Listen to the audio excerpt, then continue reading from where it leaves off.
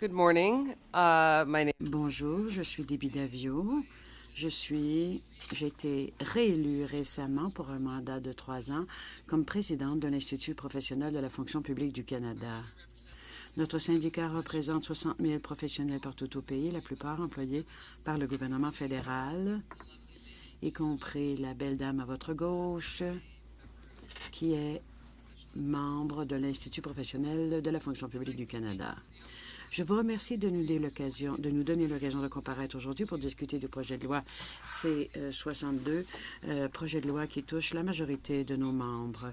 Je suis fière d'être avec d'autres grandes femmes, mis à part les sénatrices, des femmes qui représentent les syndicats. Je sais que vous aurez certainement plusieurs questions à nous poser ce matin. Certaines seront de nature technique. Je suis donc accompagnée par notre avocate et chef des relations de travail, Isabelle Roy, qui nous aidera à répondre le plus précisément possible aux questions de nature juridique. Comme vous le savez, le projet de loi C-62 abroge les dispositions du projet de loi C-4 concernant les services essentiels et les mécanismes de résolution de conflits et le projet de loi C-59 qui porte sur les congés d'invalidité et les congés de maladie. Ces projets de loi sont modifiés de façon idéologique et n'ont pas leur place dans une société démocratique comme la nôtre. Commençons avec le projet de loi C-4. Le projet de loi C-4 limite le droit de négociation collective et est une atteinte à la liberté d'association protégée par la Charte des droits et libertés et par la Convention 87 de l'Organisme international du travail. En fait, le projet de loi C-4 est en faveur des employeurs et maintient le fait que moins de travailleurs auront le droit de grève et on aura les mains et les pieds liés quant à l'arbitrage et la conciliation. On ne croit pas que cela soit dans l'intérêt des deux parties et pas dans l'intérêt des Canadiens et Canadiennes, car ils dépendent de nos services. En fait, les agents de négociation avant le C-4 pouvaient choisir 2 mécanismes de résolution de conflits si on achoppait. Donc, soit l'arbitration ou la conciliation ou grève. Le processus de désignation des services essentiels découlait de négociations et pouvait être examiné par le Conseil du travail. Il y avait donc une paix entre la partie patronale et syndicale. Le projet de loi C-59 déséquilibre les pouvoirs en faveur de l'employeur et mine le processus de convention collective en donnant au Conseil du Trésor le pouvoir unilatéral d'établir les modalités d'emploi concernant l'invalidité et les congés de maladie. Alors, cela mine les principes des conventions collectives et on a ces principes depuis des décennies.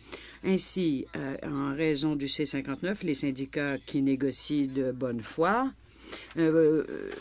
seront toujours menacés que des dispositions soient négociées à la guise de l'employeur.